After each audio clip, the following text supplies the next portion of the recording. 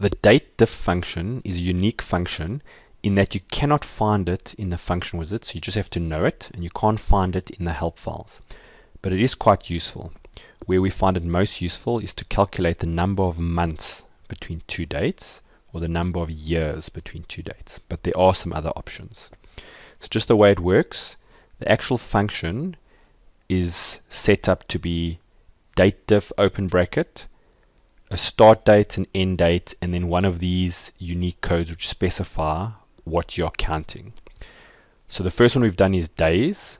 Now normally with a date it's easy enough, you could have just gone the end date minus the beginning date. But what we've done here, and we'll just redo it, is I've typed equals date diff, and in this case I point to the start date, comma, the end date, and then in inverted commas I put a D. So what that's saying is how many days between that date and that date. When I click enter, you'll see it gives us 494. Just keep in mind, depending on what you mean, you may need to add a day. Just depends how you want to count. So this you could pretty much do easily with a separate calculation. A harder one is the number of months. So here we've got two dates.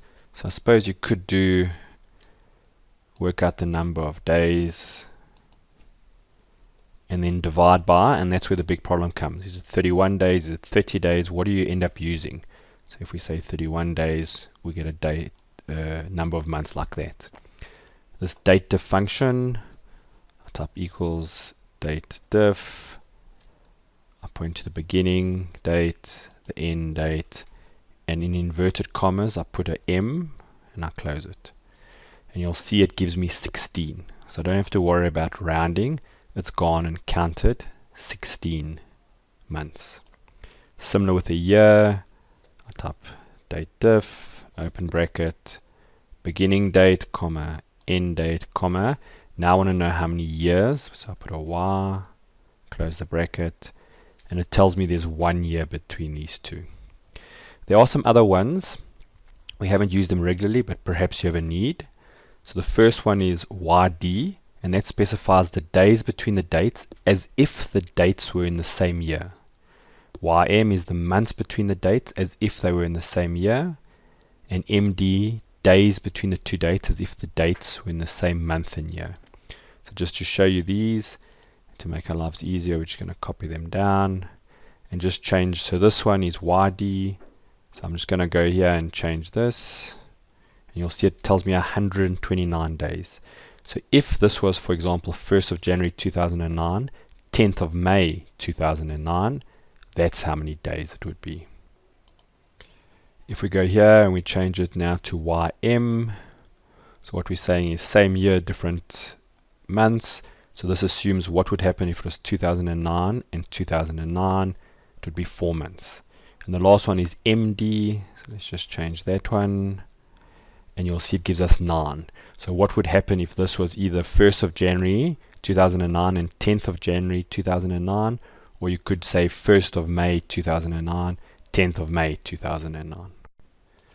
The last thing to be aware of is just how Excel counts. Notice here we've got the 1st of January 2016 to the 1st of May 2016. Using date diff, it comes up with 4 months. Now that's because May is the 5th month, January is the 1st month, 5 minus 1 is 4. If you mean that you want to include the whole of January and the whole of May, then you must add 1. Notice that it doesn't matter when you point to May, it still tells you 4 months. Doesn't matter when you point to January, it still tells you 4 months. If you go 1 day earlier, then we're going from December to May, that's considered 5 months. Notice in all of these, they're all within a 12-month period, so the years here are shown as 0 as the date diff. If we go back far enough, you'll see that now gives us 1 year. So the 1st of January 2015 as opposed to 1st of January 2016, effectively it's just 12 plus 4. Again, you'll see how it works here. And if you then go over the full period, 1st of May to 31st of May, you'll see it gets you the 24 months, which is the 2 years.